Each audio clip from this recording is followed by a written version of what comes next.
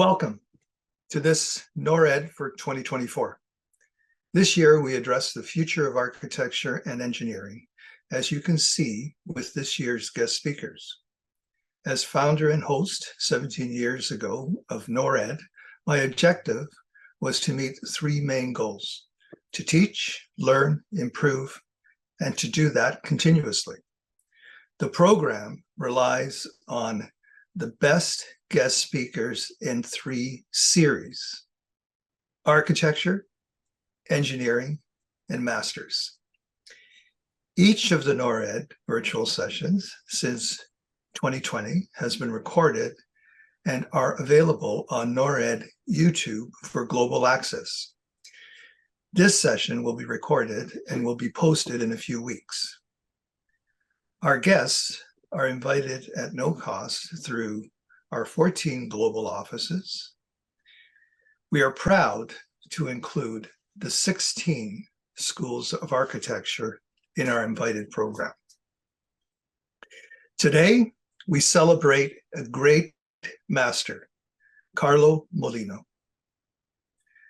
Today, we celebrate the life of Carlo Mollino. Born in Turin in 1905, he was the son of Eugenio Mollino, a prominent engineer and an architect. In Turin, Mollino eschewed the rationalism of modernism through such as Walter Gropius, Mies van der Rohe, and Italian Gruppo 7. He preferred the curvaceous forms of Art Nouveau and Antonio Gaudi.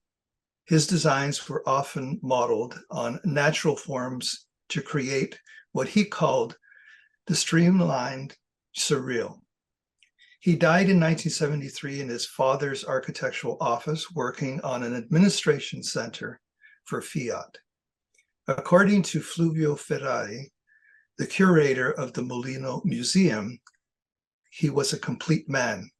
He continued the tradition of the eclectic Italian Renaissance artists whose work expressed the harmonious coming together of science and art, logic and poetry, beauty and practicality. Unlike them, though, he got to photograph beautiful women, write a guidebook on downhill skiing, crash airplanes, and race at Le Mans. Dr. Michelangelo Sabatino is a publicly engaged educator, historian, curator, and preservationist whose research and writing focuses primarily on 20th century architecture and the built environment. Sabatino trained in art, architecture, and design history and preservation at universities in Canada, Italy, and the United States of America. He earned his laurea in architecture at Università IUAV in Venezia and a PhD in the Department of Fine Art, University of Toronto, and held a postdoctoral fellowship in the Department of History of Art and Architecture, Harvard University.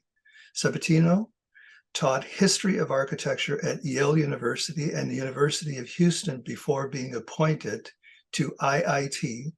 At IIT, in addition to having served as the interim dean, he currently serves as professor and inaugural John Vinci Distinguished Fellow, with also directing the PhD program in architecture.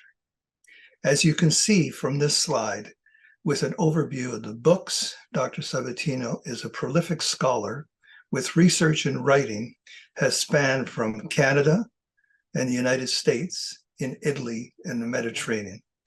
Please welcome Michelangelo Sabatino. Thank you, Silvio, for your kind words and for all of your efforts in making this book presentation about Carlo Mollino possible. NORR is truly an educational asset for all, and I am grateful to be part of your lineup. I'm speaking from my office on the IIT campus, immediately south of SR Crown Hall here in Chicago. And on the left, you see Crown at night in a period photo by Hedrick Blessing. And on the right, a portrait of Mies taken by Arthur Siegel as he hovers over his beloved Crown Hall.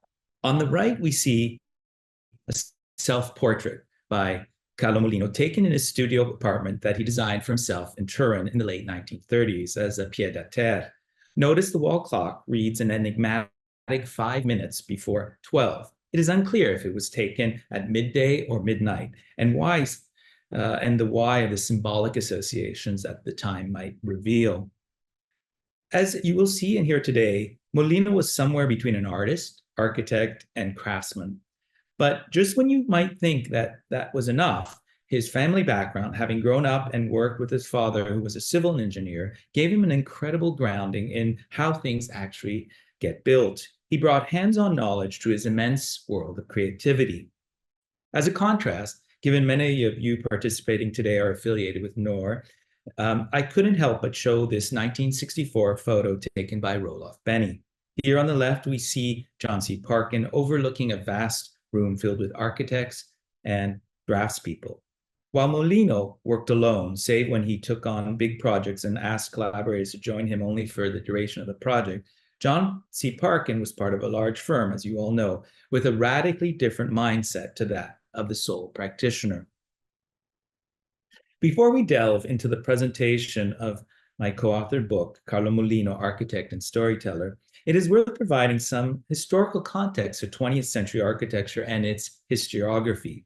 If today we can recognize Mollino's extraordinary contributions, characterized by what we might describe as Mollino's modern eclecticism, it is not always the case. It has not always been the case. It was only thanks to watershed events like the Paolo Portoghesi Strada Novissima at the Venice Biennial of 1980, seen here on the left, that a richer, more multifaceted landscape of modernity emerged. It is no coincidence that Portoghesi was a deep admirer and promoter of Mollino's work. As my only concession to autobiography, I would like to mention that I grew up in Canada, and the opening in 1987 of Jones and Kirkland's Mississauga City Hall, seen here on the right, coincided with the time I was deciding to pursue architecture. It too was part of a move away from orthodox modernism derided by the likes of Paolo Portoghesi. But more importantly, for a young man like myself at a time who was completing high school, the Mississauga City Hall transformed my so-called bedroom community with little sense of place into a city with its own urban civic identity. This episode in the history of Canadian architecture and urban design taught me early on the power of design to improve the quality of life. Silvio mentioned that I've written about Canada. I wrote a survey, Canada Modern Architecture and History, published in 2016, and I'm currently wrapping up a book about Arthur Erickson because I believe that he too significantly contributed to elevating public discourse about the quality of architecture and urban design in Canada. Carlo Mollino, Architect and Storyteller, was published in 2022 by Park Books in Zurich, Switzerland. It is based on extensive archival research with materials mostly held in the Politecnico of Turin. My co-author, Napoleone Ferrari, and I worked with about 14,000 vintage drawings, photos, and letters. Our book seeks to demonstrate that what is truly remarkable about Mollino's contribution to the history of architecture and design is his command not only of the design process, but his extraordinary ability to oversee complex technical realizations of buildings and objects. We also wanted to reinforce the important role that Turin's arts and culture played in shaping Mollino's work and identity as architect and designer. For those of you who haven't been to Turin, I suggest you do so. You won't be disappointed. Napoleone and his father Fulvio Ferrari run the Casa Museo Mollino that you can visit and experience Mollino's modern eclecticism for yourselves.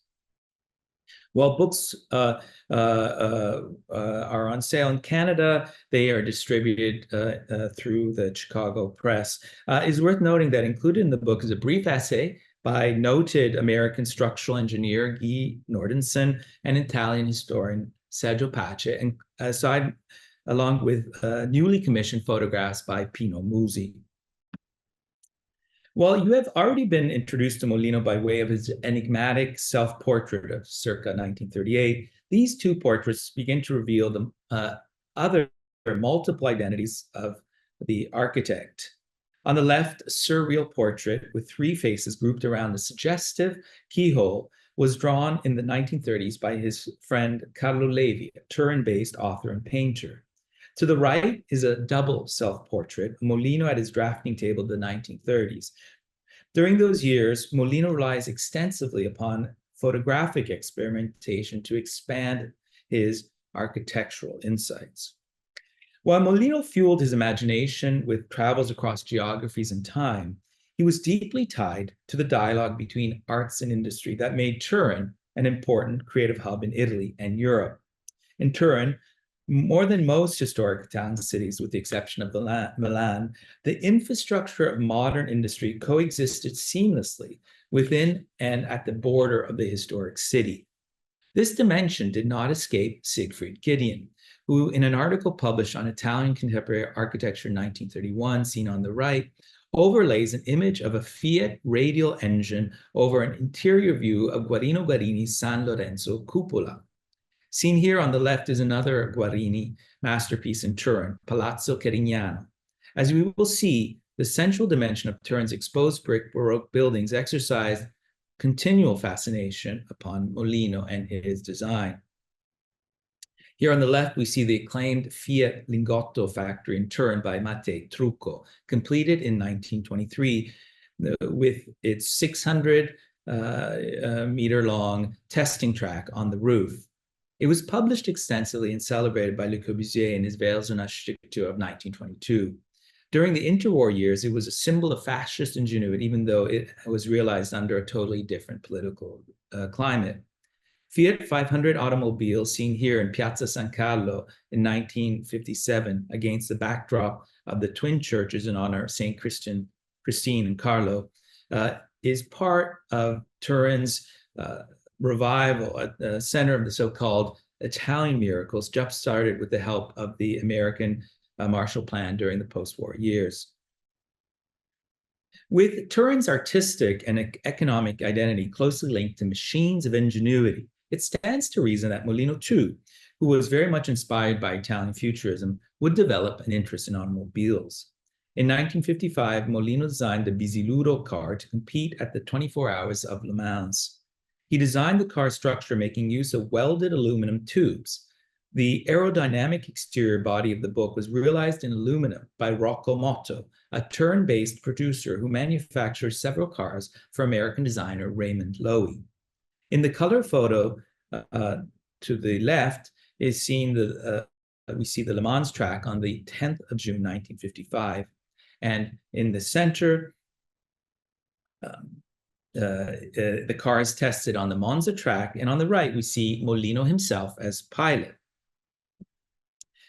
Here on the left, we see a rare photo taken with a view of the bleachers and the car, of course, on the racetrack. And to the right, you see that the Bisiluro is now part of the permanent collection of the Leonardo da Vinci Museum of Science and Technology in Milan. As we will see in the discussion about his buildings, with Mollino, there is a strong overlap between his life and work.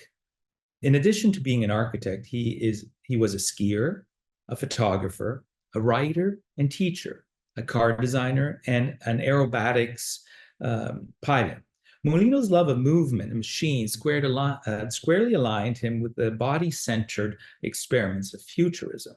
Here we see him in a self-portrait on the left as he studies ski movements in the basement of his family villa in the early 1940s. To the right is the cover of his technical manual, Introduction to Downhill Skiing, written in the wartime and published in 1950. Mollino also takes us out of movement and testing the limits of creativity to the sky, where he engages with aerobatic or stunt flying, or what in German is called Kunstflügen. Before moving to Turin, where Mollino worked and lived for his entire professional life, let's put him into the North American context, and in particular in Chicago, my adoptive home. In 1950, Italy at Work, her Renaissance Today, an exhibition curated at the Art Institute of Chicago by Merrick Rogers, presented designed objects and interiors by Italian artists, architects, and designers. It was conceived as a traveling exhibition for 12 American museums between 1950 and 53 and was part of a broader post-Second World War American cultural and geopolitical strategy. The degree with which old and new know-how appear to coexist in the Italy at Work exhibition is best observed in the center of the space on the top left-hand photo, where the soon-to-be iconic Lambretta can be seen in close proximity to a traditional wooden Sicilian cart displayed just around the corner. To give you some context, I have added a United Airlines poster of the early 1950s with Mises 860, 880 towers in the foreground to remind you that by the time Italy at Work arrived to Chicago, Mises was at the height of his professional visibility in the US and Canada, as attests to the work of John C. and John P. Parkin. An Italy at Work exhibition goer would have been hard-pressed to imagine that Mollino's plywood, maple, and brass vertebrae dining table, seen here on the left at the center of the room in a period photo, and on the right in a close-up contemporary photograph taken some 70 years later, would have garnered over $6 million during New York City Sotheby's auction in 2020. A perceptive author of an article seen here published in the December 1950 issue of House and Garden was quick to point out Mollino's unique contribution, and I quote, "The furniture of architect designer Carlo Mollino of Turin, which you have seen on these 4 pages, is a brilliant summation of the principal facets of Italian design.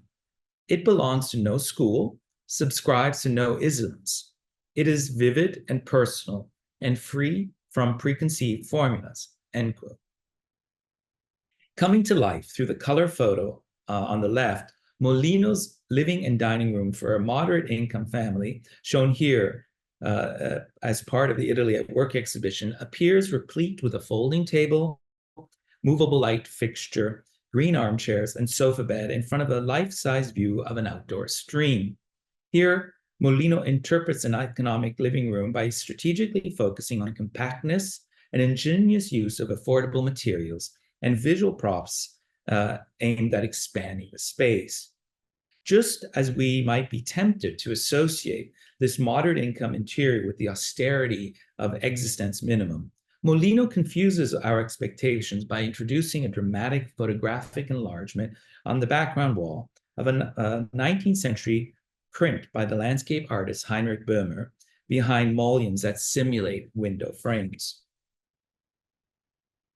As I mentioned earlier with Paolo Portoghesi, the move away from rationalism that dominated modernism in the post-World War years to an organic, curvilinear exuberance is a phenomenon that considerably expanded the landscape of architecture and design.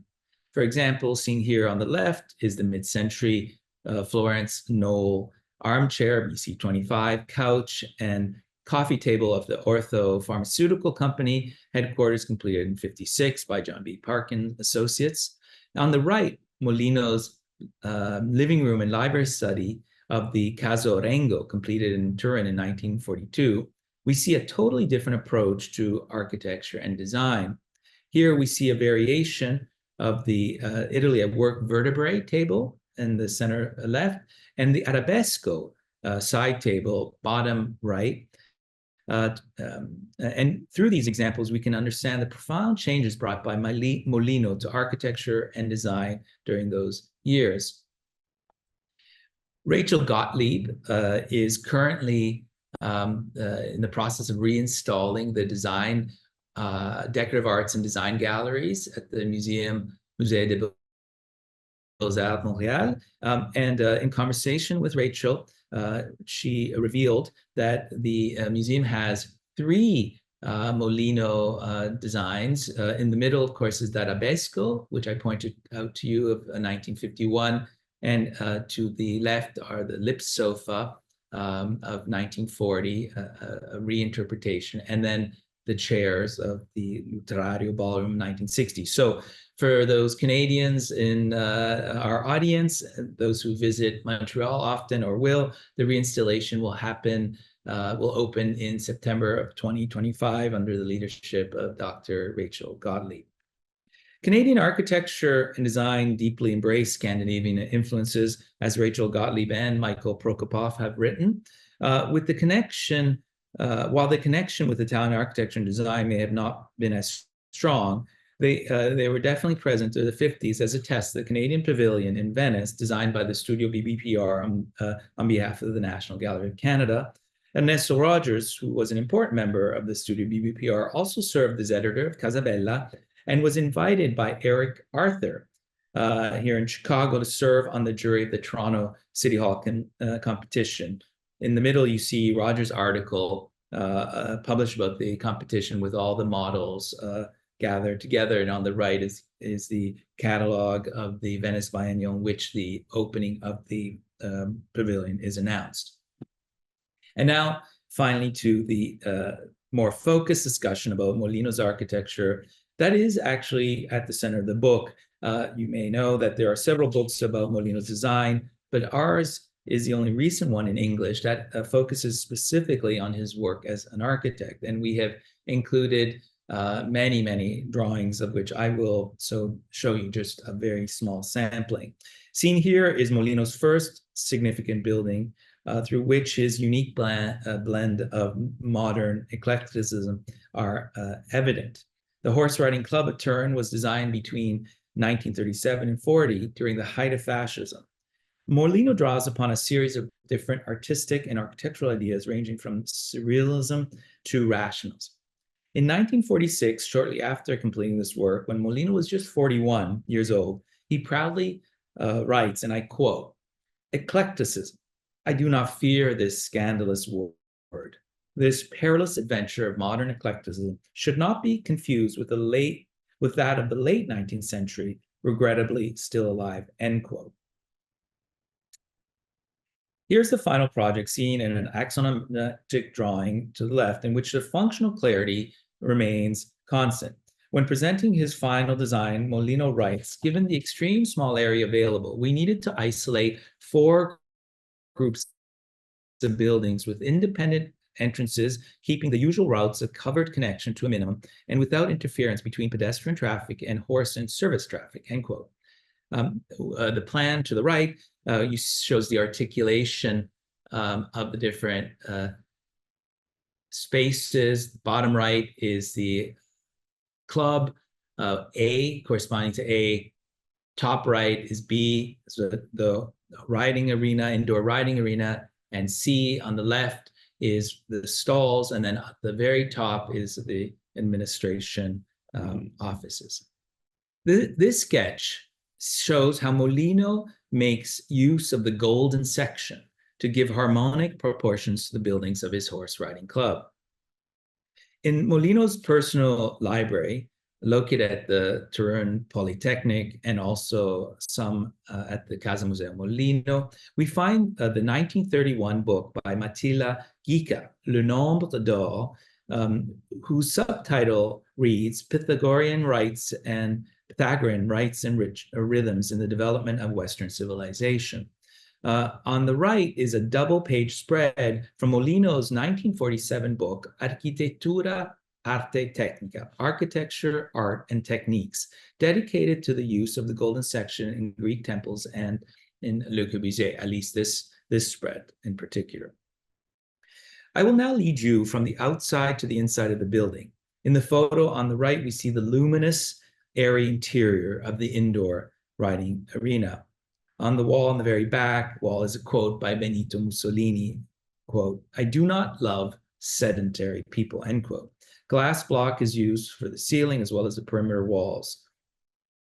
On the photo on the left, you see the cantilevered cubist volume with a wall entirely filled with glass block. Shortly after its completion in 1940, the Italian architect and critic Giuseppe Pagano writes in Casabella, and I quote, "Mollino loves sensitively modulated curves from which an effect of delicate atmospheric vibration is created. In his choice, he is guided by a spontaneous and subtle imagination, which tends towards complication, but is always genuine and aims at a liberation from gravity, isolating and making the elements penetrate the atmosphere," end quote. On the middle and right, we see Mollino's photo montages with Lipizzaner horses, the club entrance and the side elevation. In this elaborate design, Mollino merges stoneware rustication, glass blocks, metal gates, stone, marble, and concrete within geometric patterns and flowing volumes. It is worth noting that the Lipizzaner horse in the photo montages complements the movement and curves of the building itself. The Horse Riding Club was published in great detail shortly after it was inaugurated in 1940. It was published in 41 in the most important Italian architectural photographs. 18 pages along with the cover in Casabella, directed by Pagano, 18 pages along with the cover in L'Architettura Italiana, directed by Armando Mellis, and 4 pages in Stile, directed by Gio Ponte, who also dedicates an extensive article and the cover to another interior by Mollino. Mollino prepares the materials to be published with great care, ranging from the most spectacular photomontages seen earlier up to very detailed technical drawings. Here on the left is a contact proof of the courtyard between the stables, and on the right is the final print. Well before Photoshop, Mollino, as you see, photo-touched with the airbrush where the buildings in the background have now been erased. Controlling architects. Mollino's interest in and command of the history of photography is remarkable. During the Second World War, Mollino wrote a large format, 444-page volume centered on the history and criticism of photography that testifies to his profound knowledge of and passion for this medium. To the right is a portrait he took of one of his muses in 1940 with an enigmatic horse nibbling or whispering into her ear. Seen here is the English translation published in recent years. An important dimension of the Horse Riding Club is its combination of modern and traditional approaches to cladding. This Fiat advertisement is the only period color photo that reveals the rustication as it appeared when the building was first completed. Let's try to get inside Mollino's modern eclecticism. The photograph on the right allows us to see the detailed design of the single elements that make up the exterior wall, a composition rich in deep elements and design down to the last centimeter. The diamond-pointed ashlar is a direct reference to the Italian Renaissance tradition that we can see in enough examples on the above left, the tower of the castle near Genoa, completed near the end of the 15th century, next to a detail of the Palazzo dei Diamanti, in Ferrara, completed in 1492, and below the Chiesa del Gesù Nuovo in Naples of 1470. This, on the other end, is a detail of the chimneys of the so-called Knappen patented natural ventilation system used for the stables buildings of the Horse Riding Club. That is another important compositional as well as quintessentially technical element. Here, as elsewhere, we see how Mollino's architecture seamlessly unites art with techniques. In the interiors, seen here on the right, the cylindrical periscopes coming down on the left here, I don't know if you can see my pointer, correspond to the external chimneys. Mollino personally designed the stables with every technical detail. And here he seems to pay homage to Filippo Juvara's stables at the Royal Stupinigi hunting lodge in Turin, seen in a photograph to the left. Mollino used tempered glass to cap the horses' stalls in the place of wooden ones that were at Stupinigi. This strip of proofs taken by Mollino, in which he juxtaposes the glass windows of the Horse Riding Club with the castle of San Iorio near Turin, seems to suggest that he wishes to recall a medieval castle. Pagano writes in Casabella, and I quote, Mollino reorders space in new relationships, unsettles ones bursting with strange and expressive inner tensions, and as if it were a thing animated and detached from the artist's will, or a theatrical ruse of lights and shadows with no outright physical substance. This magical air is his strongest personality trait and stems primarily from a compelling desire to dominate the space, move it, and disrupt all quiet in order to suggest new physiognomies, end quote. Those entering the horse riding club enter an enchanted castle-like world or a dream-like scenario in which they admire and ride horses. Here's another presentation photo montage of the rear of the riding arena block with a photo of a cutout of a book, a photo cut out of a book of the noted German photographer Hein Gorny.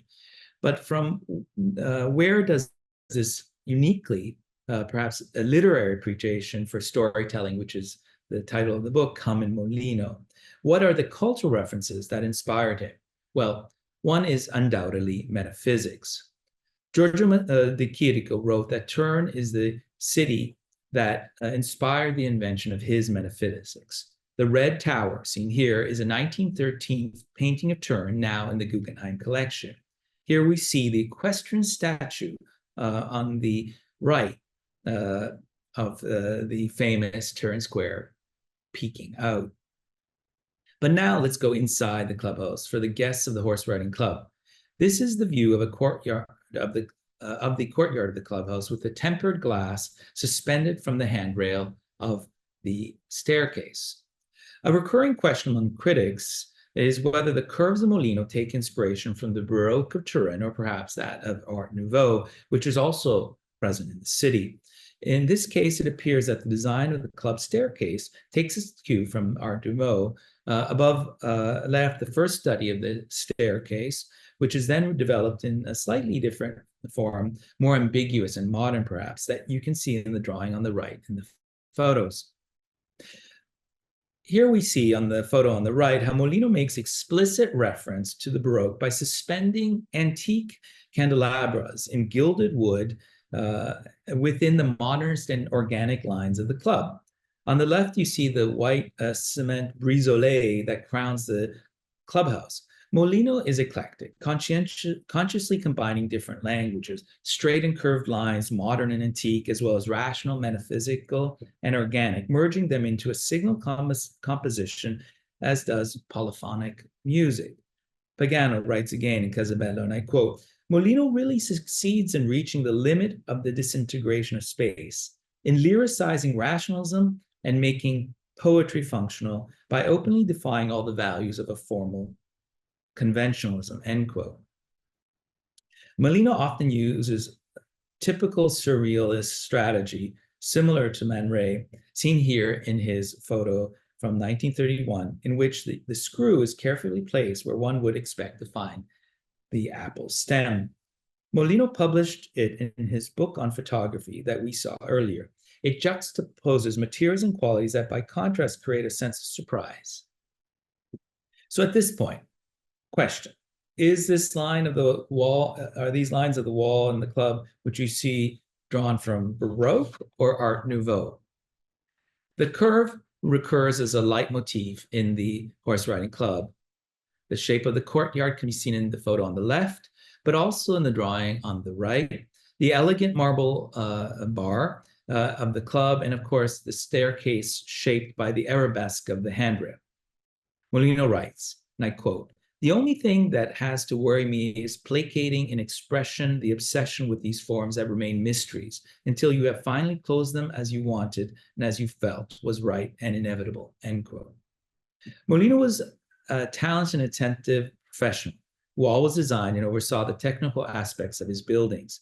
Here you can see the working drawings of the glazing, here you see the glazing of the club's courtyard where he meticulously goes into detail of the frames and the connections between the various elements that make up the curtain wall. And you can peek and see the lower part of both of these photos that in addition to the attention to technical details, Mollino also likes to be playful. Here's another horse, but instead of a life-size one, we see a seahorse fountain in the club's courtyard. Less playful, of course, is building speculation. And here's the building while it was being torn down in 1960, well before preservation organizations like Docomomo were around to advocate for its preservation. Sadly, as the recent events around the Ontario Science Centre attest, preservation of modern architecture continues to meet up against resistance.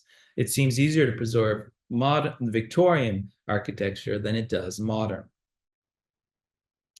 The Lago Nero sled station, completed in 1947, as Italy transitioned from fascism to democracy, is Mollino's best-known work, internationally published, and the first in which we witness his organic turn. Here is the building as it appeared in L'Architecture d'aujourd'hui in 1948. Through the Lago Nero sled station located to the north of Turin in Saus-Dux, I discovered the dialogue between modern architecture and the vernacular tradition while, as a doctoral student in Toronto, I was researching and writing what would become my very first book, published by the University of Toronto Press, Pride and Modesty, Modern Architecture and the Vernacular Tradition in Italy. In May of 1941, Mollino published an essay about the engineer Alessandro Antonelli, in which he included the two images seen here in the center and on the left. It was a turning point in his work and the beginning of his interest in the organic impacting his architecture and the design of furniture. To the far left is a section of an epiphysis bone, and in the middle, a worm's view axonometric. Through this study of the innovative buildings designed by Antonelli, such as the Mole Antonelliane in Turin on our right, Mollino begins to be inspired by the structures of forms of nature, animals, and vegetables, or flora and fauna for the design. Significantly, too, Mollino begins to write about history from the perspective of a practicing architect. After this essay, he would go on to publish books about photography, skiing, and architecture. This is a period postcard of Saus-Dux. You can see the spelling, if I'm butchering the pronunciation, on the bottom left-hand corner, 80 miles west of Turin in the Alps, where an extensive ski resort with many slopes and lifts was being planned. The sled station that was eventually realized is significantly smaller than initially thought of. Here we see Mollino in a self-portrait on the left as he studies ski movements in the basement of his family villa in the early 1940s. To the right is the cover of his so-called technical manual, Introduction to Downhill Skiing, written in the wartime and published in 1950 and subsequently in English translation.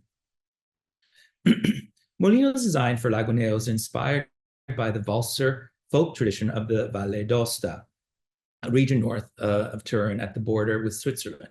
On the left is the young Mollino with a cap near one of those traditional wooden buildings. On the right is one of the 42 measure drawings he produced in 1930 as part of a pioneering study, albeit unpublished, of the distributive and constructive typological characters of these stone and wood buildings, stables, and storehouses. This is the ruin of a traditional building known as a rascar, R-A-S-C-A-R-D. On the stone base rests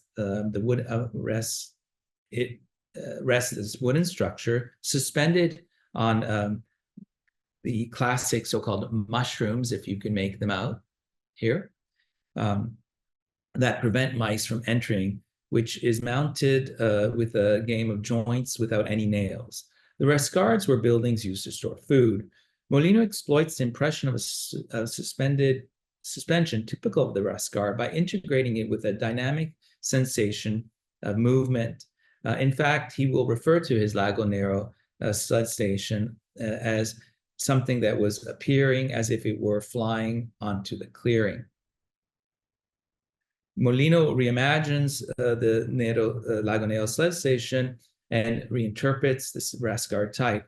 The white-washed masonry base is crowned with a tapered block of interweaving logs with those prominent eaves that are made with half-hollowed logs that are exaggeratedly projecting forward like the tips of airplane wings. The building served as an arrival station for a drawn sled seen on the left. From a photo on the left, we also perceive the geometry of the wooden sides that are tapered upwards. Another essential element of the building is the stone base that functions as a sort of carpet that surrounds the building all around. The staircase at the back and the pillars that we see on the right do not land directly on the ground, but on bases that also serve as benches. Mollino uses a series of architectural types and details that, like these, to impart a sense of dynamism and suspension of the buildings. This staircase is one of the most beautiful architectural elements.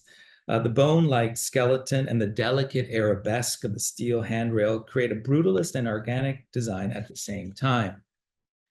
Towards the end of the Second World, when Mollino wrote his manual, skiing is a sport in which the tension between the technical challenges that refers to the physical mathematical issues regarding the laws of nature and the aesthetics of a harmonious movement of the skier stand out.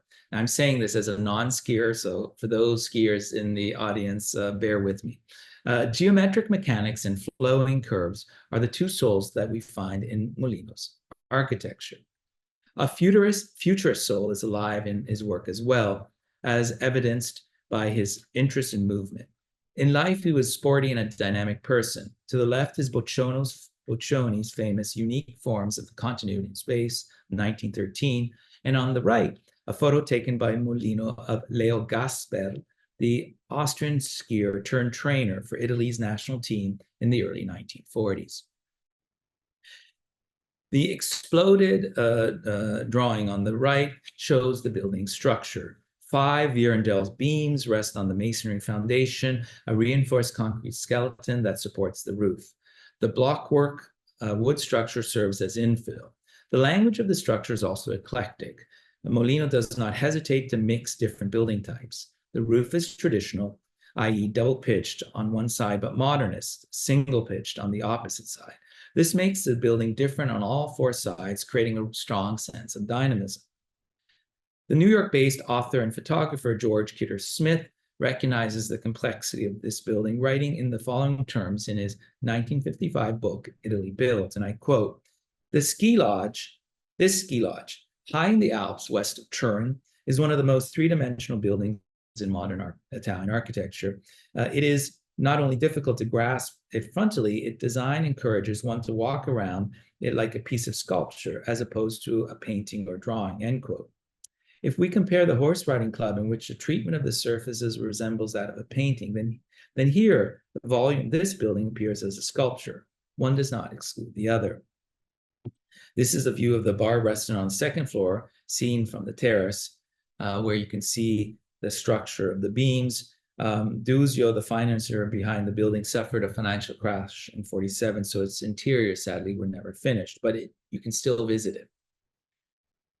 Finally, here are 2 details of the front elevation and the outdoor terrace. On the left, wood beams and metal tie rods appear side by side, while on the right, the terrace's curvilinear organic elements, like those of a car windshield, appear to enhance movement. It is Kidder Smith again who leaves us an interesting testimony when he writes, and I quote, Mollino feels that architecture without a plastic sculptural sense is dead, and likes to compare his work with the evolutionary development of airplanes and racing cars and their progress from box-like forms to the shapes we see today, end quote. And now let's end our journey into Mollino's architecture by focusing briefly on the Reggio Opera House in Turin, completed in 1965 to 73. It is the last masterpiece by Mollino and continues to be the most important venue for music performance in Turin. The 19th century theater that stood on the same site, seen here on the upper right, was completely destroyed by fire in 1936. From that moment on, a long journey began that finally saw the inauguration of the new theater 40 years later in 1973. On the left, you again see, I don't know if you see my cursor, the original theater. And then on the right, you see the building designed with a sculptural roof emerging above the reconstructed facades of the old theater, facing the square with the Mole Antonelliane in the background. Here is the entrance that transitions on the right between the existing old facade and the entrance curtain wall on the left. But let's get right to the heart of Mollino's design inspiration. Here is Mollino holding an egg in his right hand at a press conference for the presentation of the project in 1966. On the left is the architect Carlo, who collaborated with him on the project. If you look closely, you can see that Mollino drew the crown of the theater's auditorium boxes on the egg's shell. Here is the plan of the theater showing the egg shape of the auditorium. On the left is the famous photo, the Ingres violin from 1924, where Man Ray adds the violin keys on the female body, referring to the shape of the sound box of string musical instruments. Here, the shape of the plan of the theater resembles the body of a woman. If this is so, then the ovoid-shaped auditorium takes a similar function and symbolizes a uterus where the mystery of life occurs. Only here, the womb-like space unfolds the audience within the mystery of performance. Much like the female body was inspiration for Brazilian architect Oscar Niemeyer, so too was it for Mollino, especially in terms of his design. In a series of Polaroids taken for private use, but discovered some decades later, Mollino carefully explores the relationship between the female body, fashion, and design. Mollino would carefully select clothing for his models, including shoes. As an interesting side story, appears at Toronto's Bata Museum. There are pieces by Aldo Sacchetti, the Turin-based shoe artisan from whom Mollino purchased pieces. So when we sit in the Reggio auditorium, we are ideally sitting within the maternal womb, and we are witnessing birth, the creation of something that is art in the form of opera, ballet, and symphonic music. On the right, we see the auditorium chandelier from below, where violin keys, like those designed by Man Ray, are evident. The chandelier is made with up more than 6,000 plexiglass stems shaped like a prism to reflect light, between which hang 1,700 tiny light bulbs. It is one of the most beautiful elements of the Reggio. In fact, the chandelier was designed by Gino Sarfatti, one of Italy's most talented light designers. The shape of the outer side of the Reggio also echoes the profile of a woman, as Mollino suggests in a drawing used on the cover of the volume, entirely dedicated to the Reggio in 73. This is also clearly derived, the curves, that is, from Turin's Baroque legacy. In particular, the reference to Guarino Guarini's curves seems explicit when one thinks of Palazzo Carignano in Turin, completed in 1685. Here on the left is a courtyard of Palazzo Carignani, where Guarini uses the decorative motif of the 8-pointed star that Mollino himself deploys on one side of the Reggio while inventing a new pattern, a star embedded in the wall and a star superimposed in the wall, creating the effect of a weave, as we have already seen with the rustication of the horse riding club, which tends to dematerialize the wall with a veil of stars. The star motif is also taken up by Mollino inside the foyer on the back wall. For the foyer, hollow reinforced concrete structures bent into V shape were conceived to make them as self-supporting as possible. The foyer is a single open space on 3 levels of suspended bridges plus the ground floor. Engineer Sergio Musmeci designed these structures for Mollino. Here we see one of the 2 pillars in the foyer that contain the elevators. On the right, on the left is the engraving from the Imaginary Prisons by Giovan Battista Piranesi. Mollino gives us this brutalist interpretation of Piranesi's vision, and at the same time, a modern Baroque architecture set in the historic context of Turin's main space. This is one of the working drawings of the suspended bridges that were calculated by the engineer Bertone, whose company built the Reggio. And here are 2 photos of the construction site where you can see the wooden formworks being set up, and on the right, the grid of iron rods ready for the casting of the cement. Back to the auditorium room, the ceiling that serves as a sound box is a sort of wooden rib cage designed specifically for sound reflection. The ceiling is decorated with op art work by graphic artist Mimo Castellano. And here we see his drawing conceived with indigo. The design starts off lighter on the edges of the ceiling, concentrates in more intense color around the stage. Mollino uses indigo because it is psychologically considered the color symbolic of intuition, perception, and spiritual knowledge. Here's the detail of the structure of the boxes with the wooden ribbing becoming seamless in the center of the ceiling. In the foreground are the stems of the chandelier. And this is an extraordinary structure of the roof, a hyperbolic paraboloid whose thickness is only 8 centimeters, designed by Bertone, the engineer. And finally, this is Maria Callas at the opening night as she greets the audience on the beautiful stage of Mollino's Reggio, where the birth and life of art continues to unfold to this very day. Let's end with a last self-portrait of Mollino. In the stage photo taken in 1942, Mollino looks at us with a mischievous gaze, as if almost daring us to question his intentions as he flies over an imaginary New York within an airship just out of reach. Here, as always, the polymath continues to merge life and art. This is what keeps us intrigued by his modern eclecticism. And with this, I end. Thank you very much. And I can hand over to our friend Silvio Baldassaro. Thank you. And I'd like to bring on Betsy Williamson. Betsy is a fellow of the REIC. She received a master's of architecture from Harvard University and a Bachelor of Arts with honors in architecture from Barnard College. Betsy is principal of Williamson Inc., a Toronto-based architecture and design studio that she founded with her partner Shane Williamson in 2007. Williamson projects have received numerous awards from the Ontario Association of Architects, the Ontario Woodworks, the Canadian Wood Council, Canadian Architect, and Canadian Magazine's Residential Architecture Design Awards. In addition, the practice has been awarded the Ronald J. Tom Art Award for Early Design Achievement and the Professional Prix de Rome for Architecture from the Canadian Council of Arts, and Emerging Architectural Practice Award from the Royal Architectural Institute of Canada, the Young Architects Prize and Emerging Voices Award from the Architecture League of New York.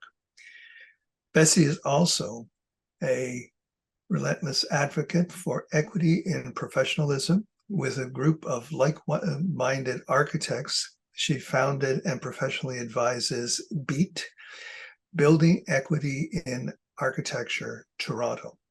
Most recently, Betsy was one of a large group of women architects honored at TMU here in Toronto, Metropolitan, Buone Nuove, Good News exhibition, Women in Architecture. Next Monday, 7th of October, Betsy will receive the King Charles III Commemoration Medal. I'd like to welcome to this session, Betsy Williamson. Thank you so much, Silvio. I appreciate the invitation to be here and wanted to also thank Michelangelo before I start with my presentation, that both his lecture and his book have given me kind of renewed exuberance about the work of Carlo Mollino, whereas previously it was understanding his furniture and particularly the wonderful tables that he's created, getting insight into the design and the just tectonics of his work has been really inspirational. So thank you for that. So I am going to share my screen here, and that should be up.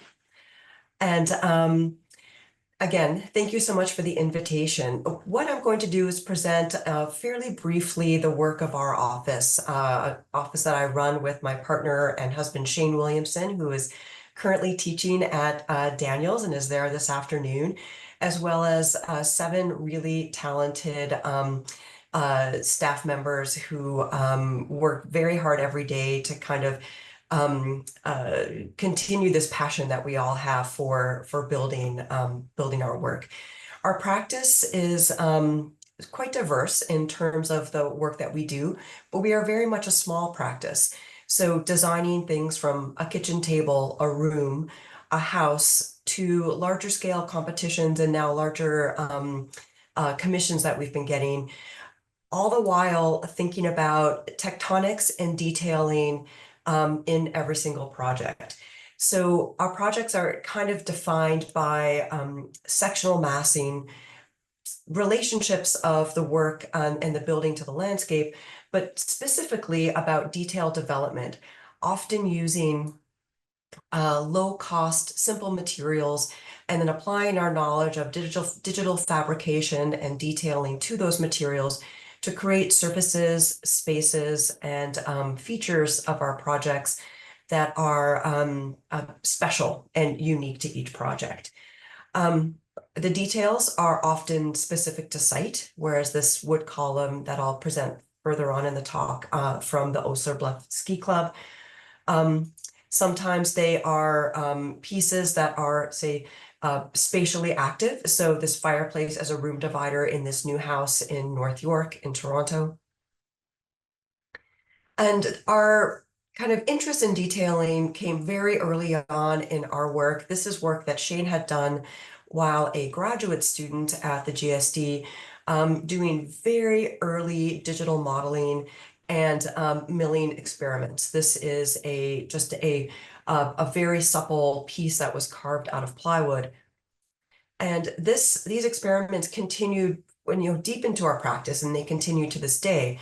So this image here is an image of the milling of an installation that was based on our Prix de Rome travels, where we went to Scandinavia, Japan, and Europe, looking at wood and new technology. And this was about 10 years ago, so fairly early on in the use and fabrication of CLT in buildings. And here we are doing an installation of 300 blocks of Ontario maple that are all different. So the ability to use digital fabrication for mass customization was a piece of this installation that was installed at the at Jane Corkin's gallery at the distillery after we came back from our Prix de Rome work. I'm just going to show a handful of projects. The first of which is a house in Ancaster Creek. And this sort of describes, there's kind of two arms where the residents live, and the kind of the public rooms of the residents are glassed in on the ground floor, and the private sleeping rooms are in the cantilevered piece above the living spaces. And to connect these two kind of programmatic arms of the house, we created a spiral stair. So this stair is a continuously opening spiral. It was digitally modeled, and the idea was to almost create an object that was too big for the space. So and have it be sort of an exuberant way that one would get from the ground floor all the way from the basement up to the second floor, to kind of celebrate the section of the house. As with all of the custom pieces in our projects, we rely on the collaboration of skilled trades to make them happen. And on the right is a view of the stair, which was completely mocked up in the space of in the workshop of the trades that were putting it together. The stair is structured in wood, aside from a 1/8 inch thick steel plate that spirals down on the inside of the curve and the outside of the curve. The balustrade was made up of a 3/8 inch thick layered plywood. And as you can see, the stair kind of holds itself up in space, and then the plywood stiffens the form so that it becomes a very thin, light stair done completely without, not complete without, but like primarily without the use of steel and heavy materials. This is a view from the basement level looking up to the skylight above the stair, or the light above the stair. And then this is a detail view kind of at the stair and section. So the complexity of the layout of the veneer, the complexity of the spiral, were all studied to the millimeter in our office and then translated through a series of three-dimensional, two-dimensional drawings to the fabricator, who did just the beautiful job putting this piece together in situ in the house. And it really is that kind of collaboration that makes these pieces in our work come alive. The next project that I'm going to show is really early on in our practice, which we initially started our practice doing furniture and small pieces, and this was actually our first commission. It was for a house up in Thornbury, Ontario, and done for, at the time, which was a very low budget. And so we brought our own kind of skill set, which is the three-dimensional modeling and milling, to the table when it came to working out the skin on the second floor of this small country house. It is a done out of the cheapest wood we can find. It was 2-inch thick pine, very rough, nothing kind of finished about each piece. And then we designed a milling pattern that, as the boards got wider, the depth of the milling got deeper. So it creates an ombre pattern as you move around the house. This pattern catches light as the sun moves around the house.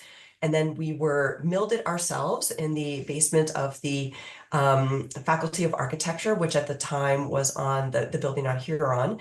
Moved it out the window and then gave it to the contractor, and he brought it up to the site, and it was stained with Fallon red, which is an iron oxide pigment floated in a linseed oil stain.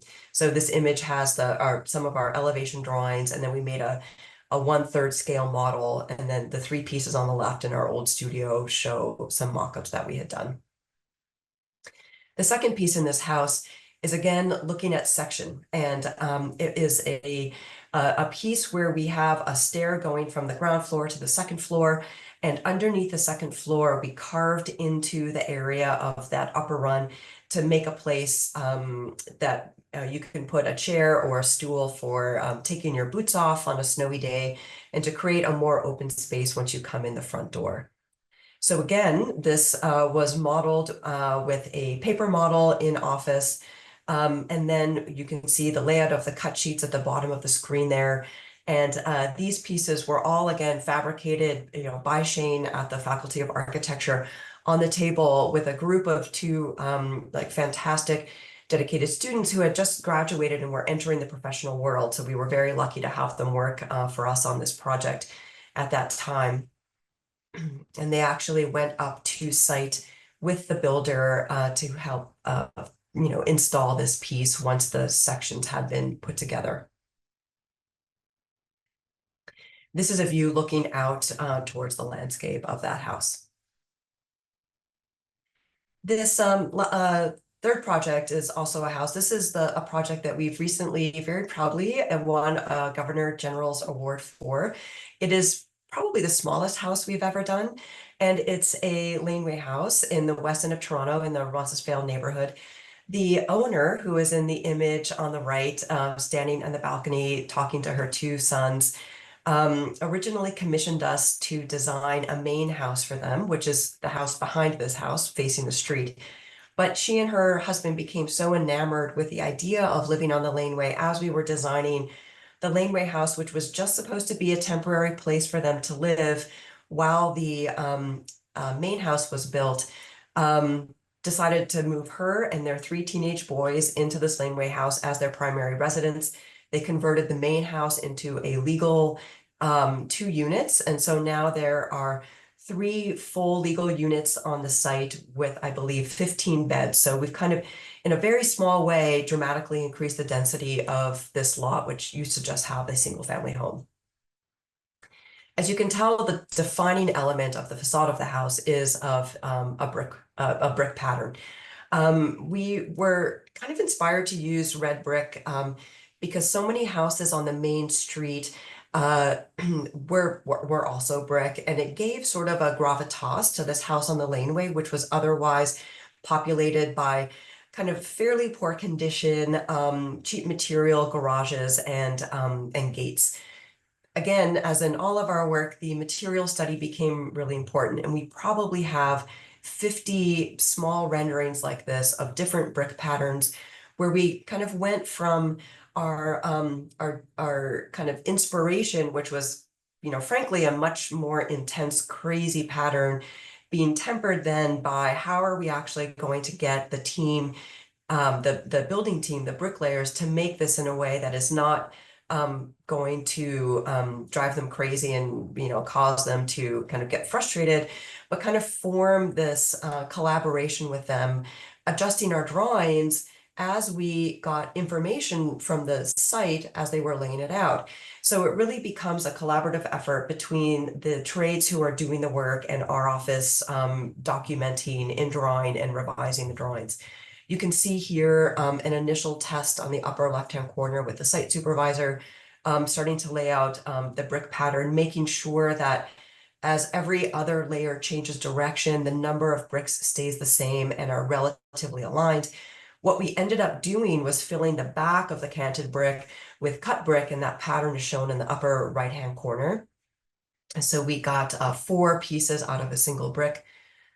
And then the resulting pattern is quite dynamic, even though from our point of view, it's quite simple. So the bricks are rotated out of plane in one direction, and then a blank piece is installed of regular running bond, and then the bricks are rotated out of plane in the other direction. And this pattern repeats as you go up the facade, leaving solid bricks ringing all of the windows to make sure that we were able to get a really good, clean window installation in the project.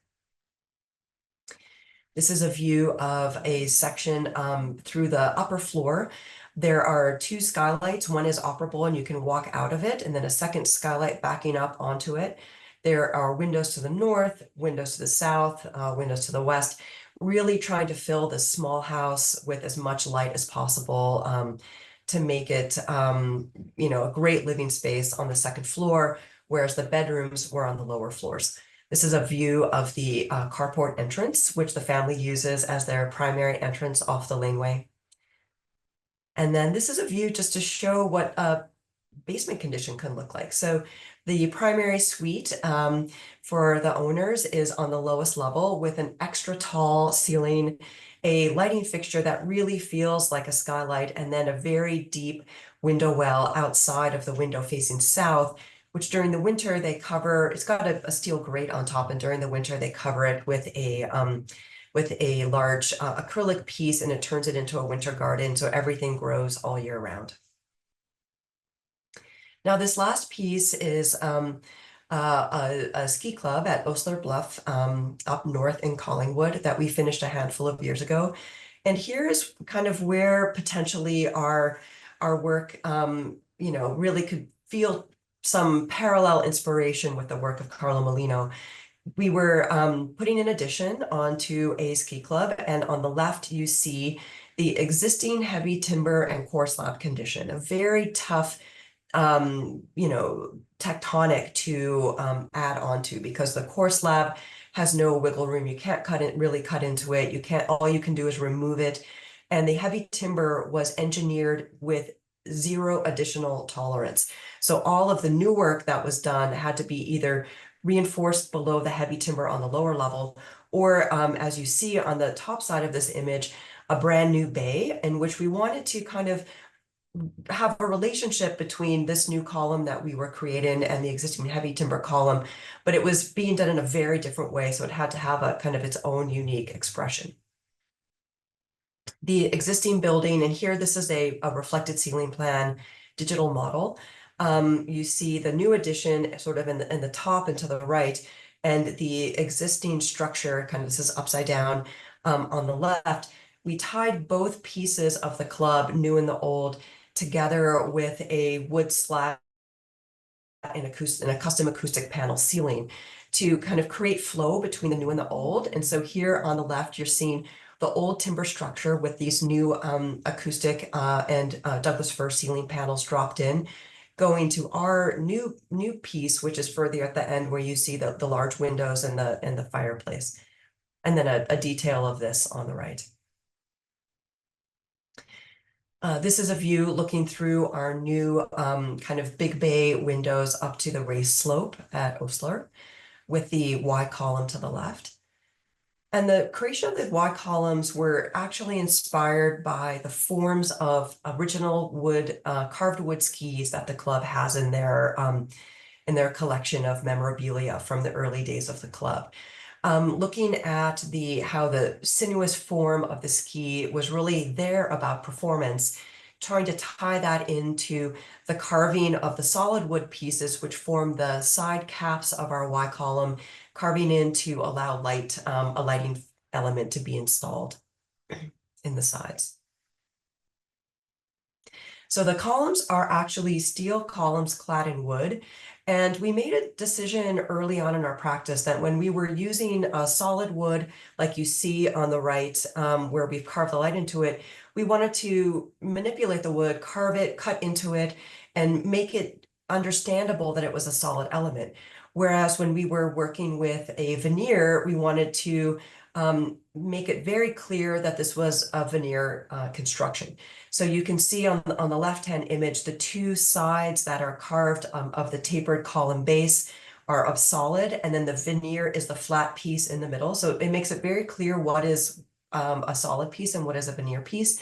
And then you can really just make out on the upper left of the slide how the veneer changes direction as it comes down the kind of arms of the Y into the curve, and then the veneer has a book match detail in the middle.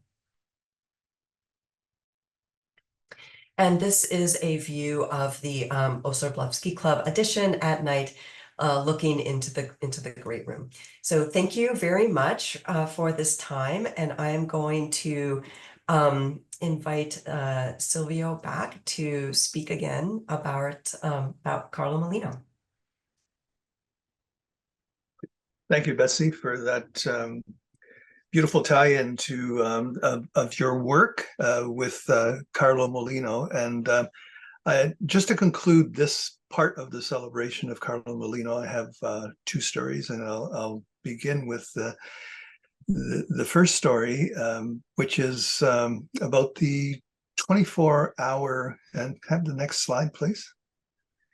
I'd like to start with the first story about the 24-hour Le Mans race, which is the oldest running sports race in the world, which was first run in 1923 and is still run today in 2024. Next slide, please.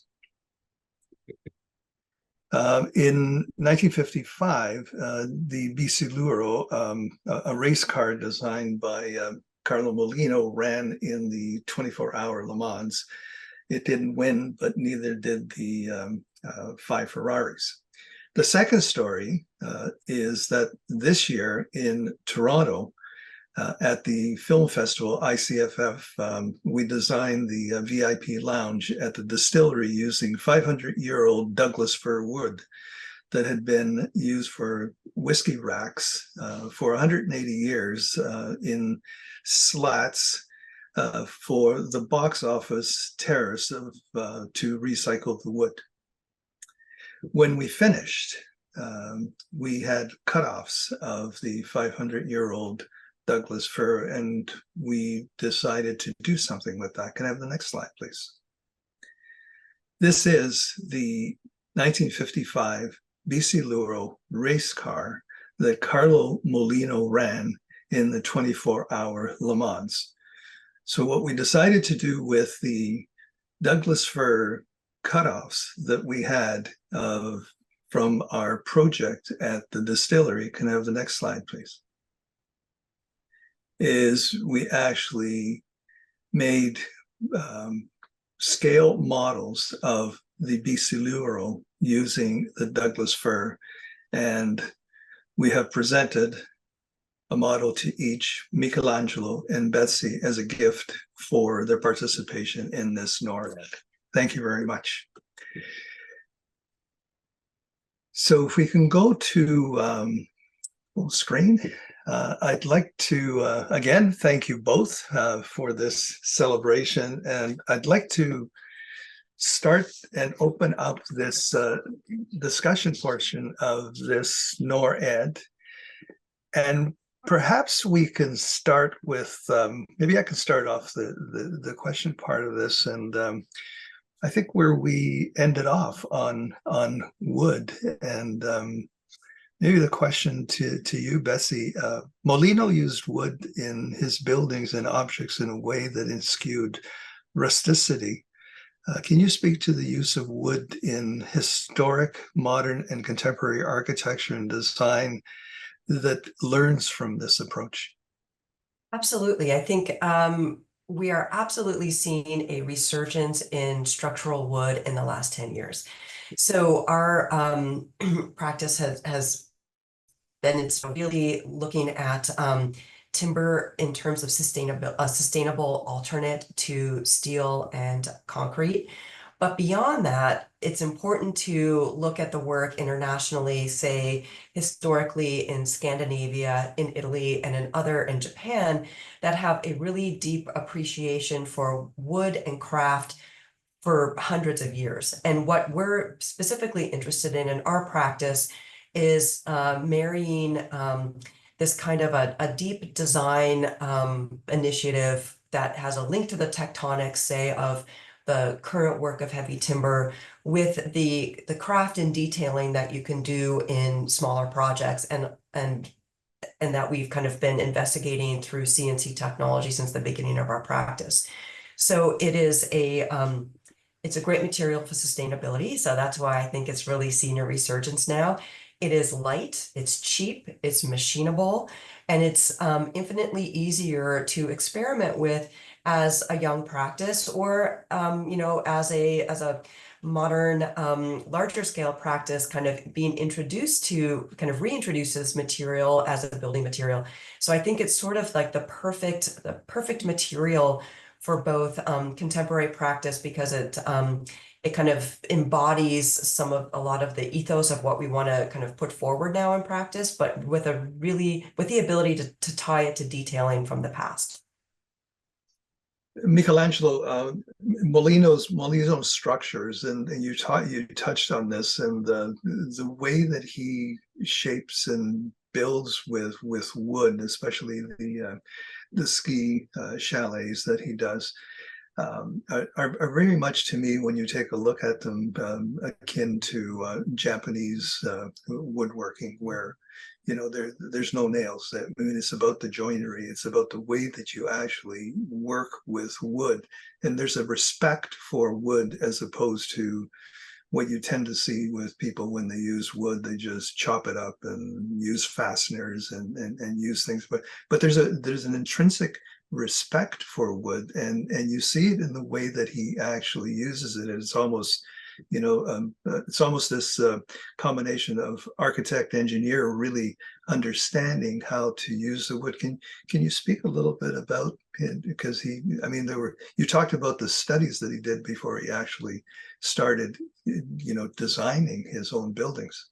Right. Well, thank you, Silvio. And thank you, by the way, for the beautiful bisiluro that I have in my office. So that was very kind of you to do. And yes, to your question, I mean, Mollino also experimented with plywood, well before the Eames perhaps, made much broader use. But his chairs, for example, and he had formwork to sort of specifically designed. So there was also a tactile quality to wood that you could actually feel the warmth when you sit on these chairs. And so he did it at different scales, but also one might argue that when he was in contexts like the Alps, the wood became much more dominant. And then as he moved more into the urban context, he used brick or different kinds of materials. So he seemed to be, at least in his specific use of the wood, he seems to be very interested in kind of making decisions based on specific context, which is kind of interesting as well. So. You've just picked up on brick, Betsy. I recall back in the, I'm going to date myself, so back in the 60s and the 70s, there were, there were manuals on brickwork. And so now you're recreating those manuals on brickwork, and compliments to you. How difficult was it to to actually talk to them? My father was a bricklayer, so I understand what you went through. The whole idea of what you did in the laneway house, how difficult was that to convince the owners? How difficult was it to actually go through that design? The owners were 100% on board and initially showed us images that they were inspired by on a trip to Europe that were much more complicated than the pattern that we ended up with. The owner also, a really special pair of people. The wife is a partner at an interior design firm here in Toronto, a fairly large firm called Figure 3. And her husband, Jeff Wilkinson, is a builder. So he is the head of Wilkinson Construction that does mid-rise construction. So we knew that the trades on the house were going to be the mid-rise construction trades that he would to bring in, from sites and contacts that he uses in his work every day.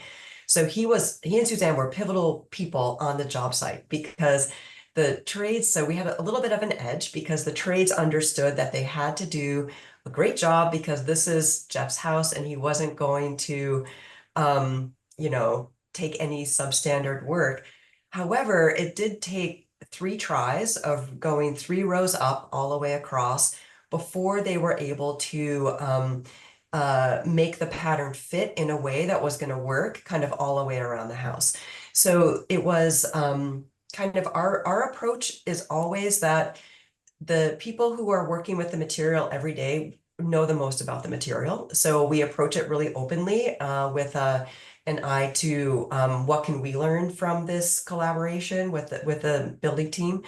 And then they were really open because they understood that when they saw the renderings, how much of a feature this brick wall was going to be and how special it was.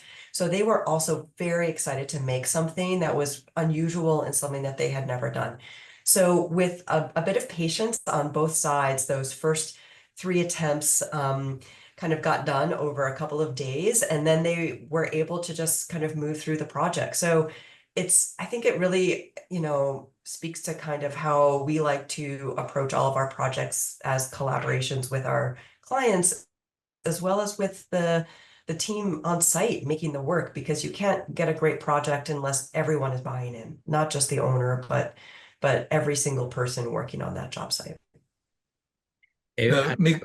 Sorry, ahead, as a fun thing, a little Mies story, apropos oversight, for Car Chapel, Dirk Lohan repeated a number of times how, Mies would go inspect the bond and the way that the bricklayers were, and that he was always dissatisfied and asked them to redo more than once the wall. So it doesn't stop.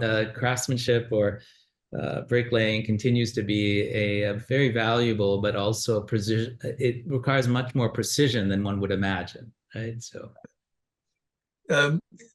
Michelangelo, the book's an incredible book, as you said at the beginning. It's about architecture. How much of the rest of Carlo Mollino's life do you think really played a huge part in his architecture? Because if you really break down his architecture, there isn't a huge body compared to some architects of architecture, but there is a huge body of his entire life and what he did in his entire life. I mean, there are not too many architects that design BC Luros. I mean, right. not any that I actually know of. Right. And maybe that accounts, Silvio, for the fact that he had to hone his skills on very different types of creativity, whether it's even, writing. He wrote substantial books, and then he also, designed buildings, and he was also a university professor. He did extensive amount of design. So, and because he was reliant on himself, as opposed to a larger firm that he could hand over work to be done, I think he had to deeply own everything he did.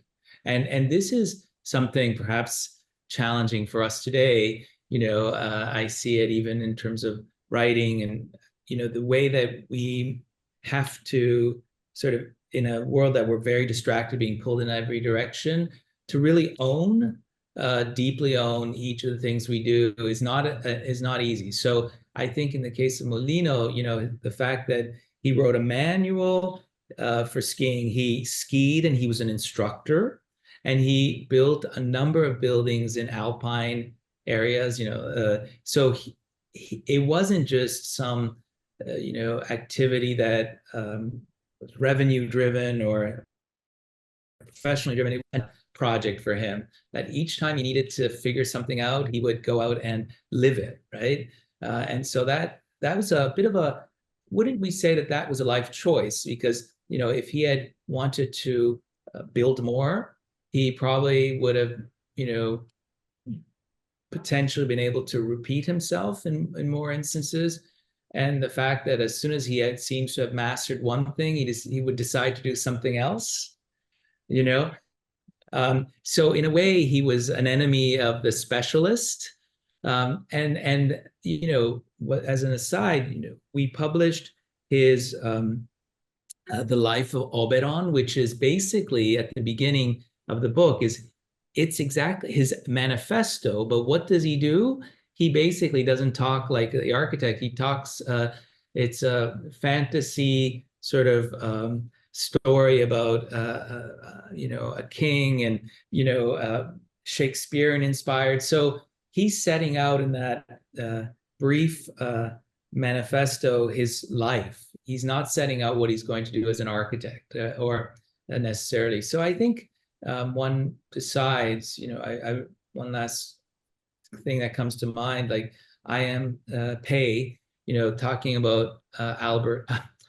Louis Kahn, rather, not Albert Kahn, was saying that Kahn, compared to Pei, and who went on to have this huge practice, Kahn had a really relatively small amount of buildings, right?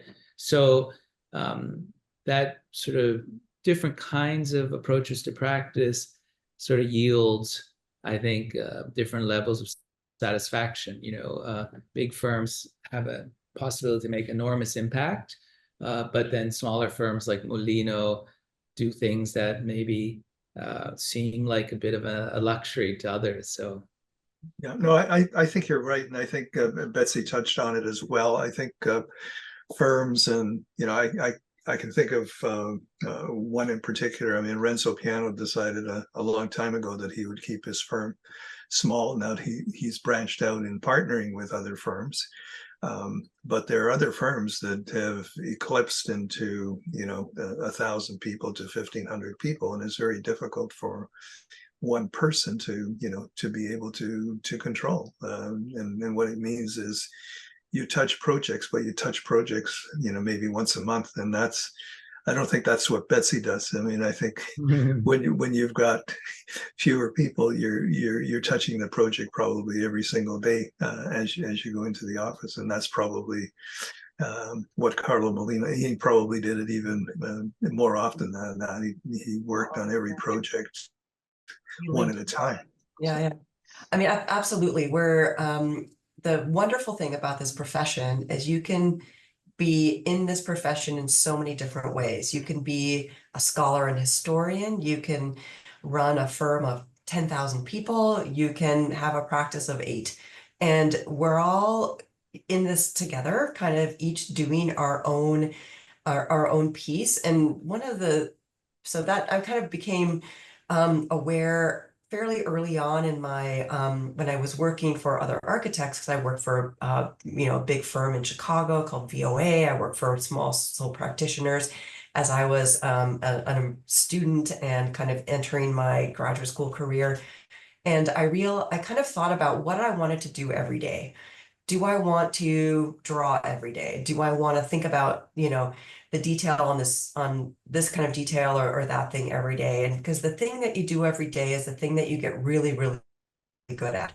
So you develop an expertise in kind of running large projects worldwide, or you can develop expertise kind of in our practice and in working on these smaller scale, detail oriented projects that take a lot of sweat equity from our side. And that really is what I enjoy the most. And so I decided I'm going to set it up so that I'm doing the thing that I love to do the most every single day. And so it's as running a small firm, you don't get to do it as much as I thought I would be able to, but it's definitely incredibly satisfying. And I love being at the office every day and working with our team.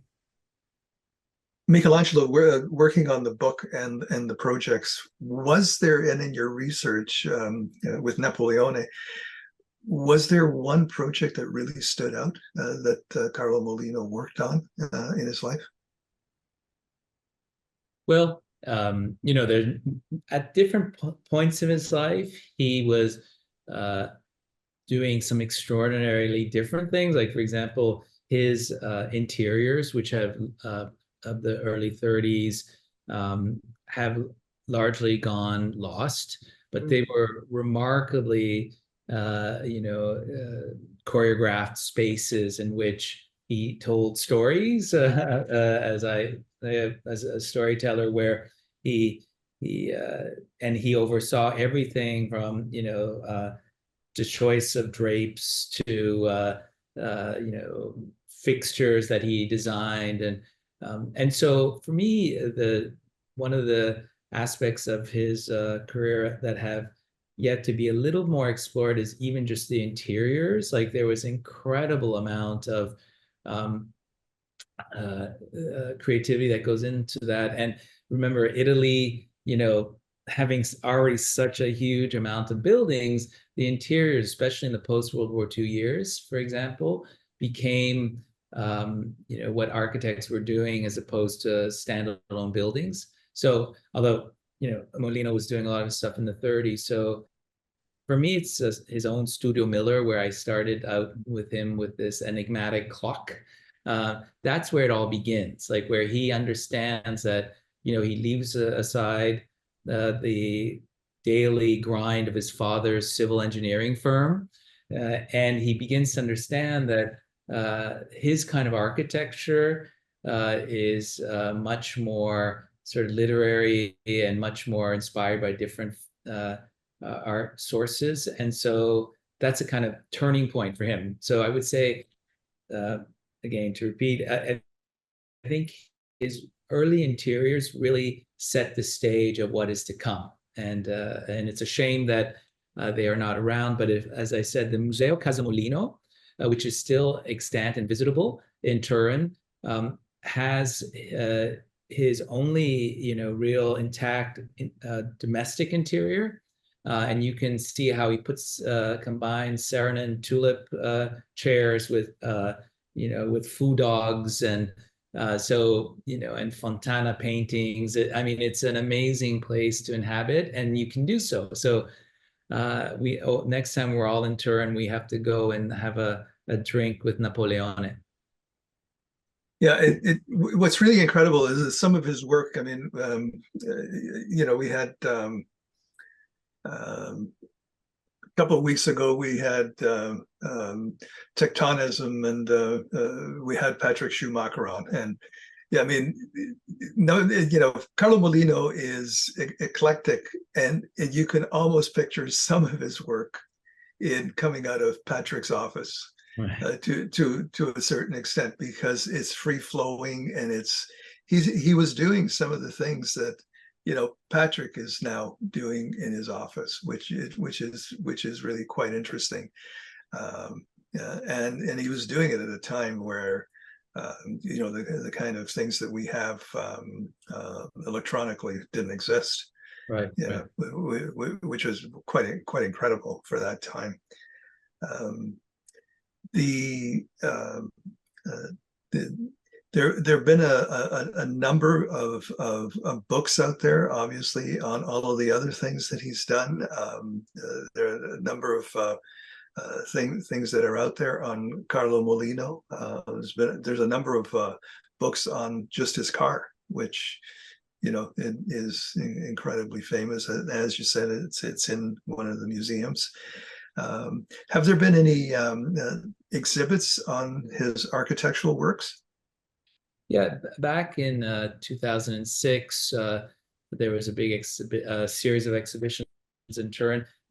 What really needs to happen, frankly, and I know there's recent films that have come out on Ericsson and others. What really needs to happen is a solid film on Mollino, and one might argue that it shouldn't even be like a documentary, but rather, given the personality, you know, it would be interesting to have someone play him, like Jeremy.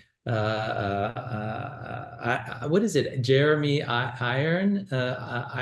What is the guy? The guy with the little mustache. Someone told me that he would make perfect Carlo Molina. So, but you know, the remarkable thing is Molino's work is.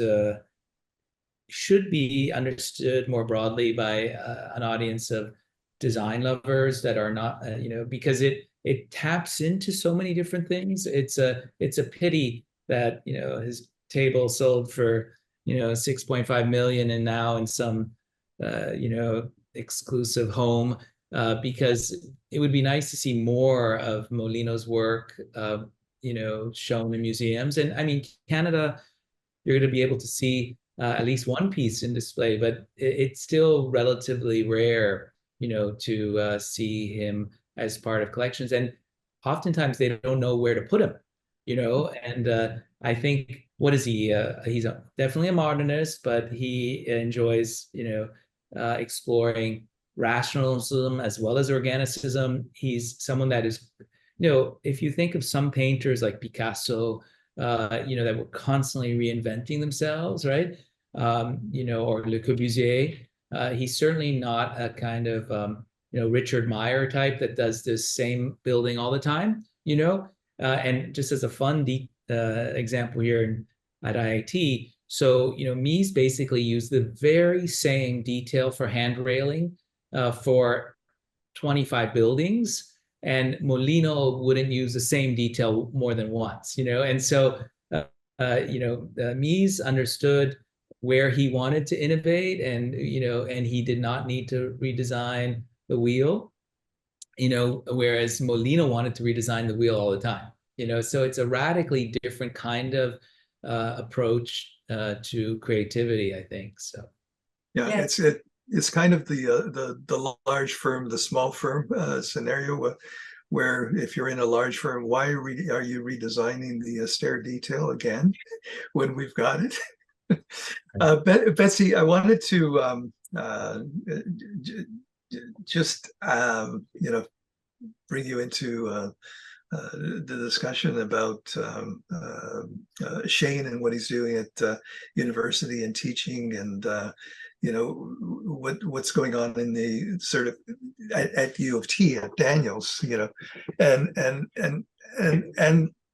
touch a little bit about robotics and what's happening in that world, because I think a lot of the work that you do touches on that, and especially you've picked up on, you know, the CNC work that you're doing, and that certainly moves, you know, the craft back into picture, and being able to do that with design, and move it out of the hands of, you know, things that are coming off the shelf, as opposed to bringing it back into design. Well, I think that's where, and I know he would love to have been here today to join us, and I will speak as well as I can about the work that he's doing at the faculty. He had always been fascinated with the making piece, because it's a way to connect the architectural education and the artifacts that are made by students with something that is actually more tectonic. You know, as a student, you're not going to build your project. You are going to design drawings and design models and make the artifacts that represent an idea. And so by adding this layer of digital fabrication as a tool, because students have so many more tools now than we had as students. They they have to learn how to they have to learn how to 3D model, they're rendering, they're doing analytic software for sustainability. And this is sort of another tool that they can appropriate to kind of actualize architectural concepts. Sometimes they're quite abstract. You know, some of the first pieces that, you know, Shane made even as a student were just exercises in what can we get a material to do. And those are, you know, fairly early on pieces, but really important because you start to learn what the limitations of the tools are, what the limitations of the software is, and how that this translation is sort of a back and forth in between the idea and then what can get made. And I think that's a really nice parallel to practice, as I've kind of talked about a little bit earlier. You know, and this is maybe where we differentiate from the practice of someone like Patrick Schumacher, who probably says, he would easily say there are no limits. Whatever you can imagine can get built. But there's also reality to the type of practice that we have, where we're practicing, the clients that we have, and kind of the scope that we're interested in, that really likes to see what the limitations are, whether it be a zoning envelope or a building code or what a brick can do. And so I think it's a way that he can start to introduce students to kind of a parallel to practice while still very much operating in the conceptual world of academia. Right. Hey, Betsy and Sylvia, I can't help but think of the sort of whole tradition of arts and crafts and this idea that following William Morris, this idea that you had to not just draw, but you actually had to build in a workshop scenario. So it's an interesting kind of going back, but it then brings in, our friend Frank Lloyd Wright quipped using arts and crafts, but he would say arts and crafts of the machine in a essay that he wrote, distancing himself a bit from this sort of Luddite, anti-Luddite, approach to against the machine. So, but it is interesting, the control and the satisfaction. I get back to Mollino, the satisfaction of actually going in. There's pictures in the book of him going to the mechanics and actually sitting there and trying to figuring out how the car comes together, or going to the workshops. He would also, very interestingly, as sophisticated as he would speak dialect with the local artisans, because he wanted to communicate with them on, in a way that they would feel comfortable. So this kind of being there, doing it himself, not just handing off to others, must have been, just like in your case, deeply satisfying. To follow the process, but also slightly time consuming. That's why, ultimately, that's why the IKEA chairs are, 100th of the William Morris chairs when you want to buy them, right? I'd be curious to know whether Mollino had an extensive collection of maquettes and models and the experiments, because you don't end up with projects that look like his without a lot of experimentation to make sure that curve is right, to make sure the proportion of the stair, the handrail, or the mass of the base to the Alpine chalet is the right shape relative to the wood structure on top. I mean, the work is also really beautiful, which is the intangible piece. It's not just about exploiting tectonics or putting extra effort into a piece of fabrication. It's really about figuring out how to make these things light and beautiful and kind of timeless in their weird eclecticism, So Right. that's the piece I would love to kind of do a bigger dive into. Right. I'm gonna ask Tobias Fellows to come on because I think we have some questions from the audience that's on. Tobias, do you want to come on, please? So Tobias Fellows is principal in our NORR Ottawa office. Tobias, do you have some questions from the audience? I've got some questions here, Silvio. One question: who? And this is a question to Betsy.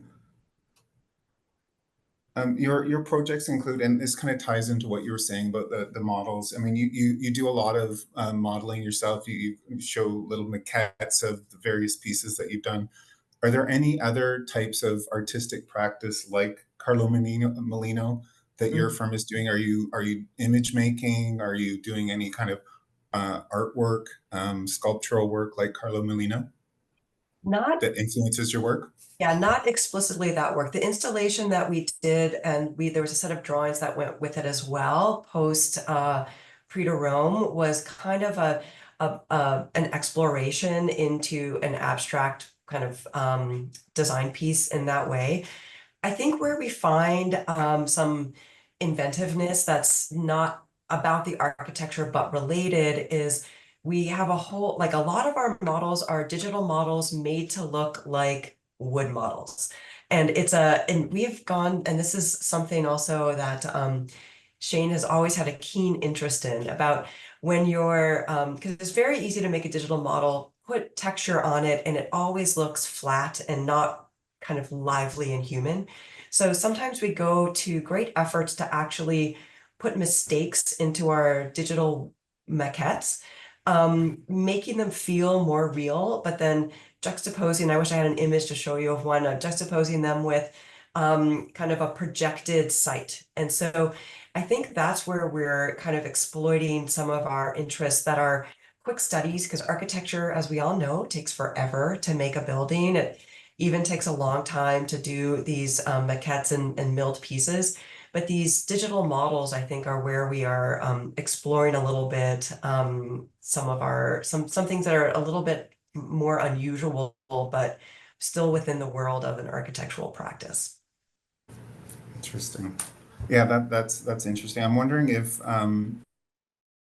if Carlos can if you have any other examples of, or who are the modern day Carlo Mollinos? Do you see any architects out there doing work like him? I know that Betsy's, there's definitely your work. You can see it in the brickwork that you're doing. It's kind of directly related to Carlo Mollino. I'm just wondering, that whole like Renaissance man doing kind of everything. Are there any architects out there that you would see that are like that? Who's that question for? That's for Michelangelo. Yeah. Oh, thank you. That's a hard one. Because is it even possible to be a person like that in today's kind of world? I mean, it's well, I mean, I don't know if this is you all will agree, but in a way, someone like Frank Gehry, well, of course, he has a huge firm, but there is something very personal about how his creative process. In fact, one would argue that even though he's using CATIA and all this fantastic software, the most authentic of his contribution is when he takes that piece of paper and crumples it up, and that's the shape. That is actually his hands are on that, his creativity. Or when he his plywood chairs. I mean, he has moved.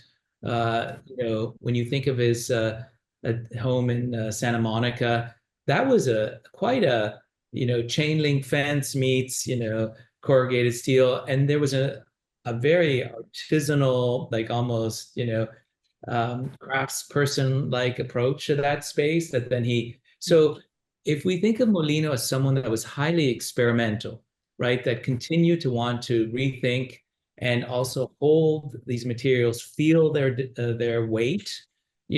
Sometimes I don't mean to with architectural education, like you wonder sometimes if students pick up bricks or actually have ever seen an I-beam in their hands, because there are certain levels of conversations that seem so abstract, about other dimensions of politics or economics surrounding the architecture profession. But so I think someone like Gary, while he has a huge firm, there is a dimension of experimentation that I think is existent in overlaps with Mollino. I don't know if Betsy thinks that's a crazy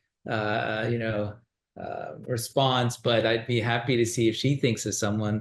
No, I think that's good, and I'm with you. I think Yeah, that it's a great answer. Yeah. Yeah, it's a good answer. Frankenstein Rogers building that you he did. yeah, That's the kind of human body in motion. yeah, you forgot the Formica fish.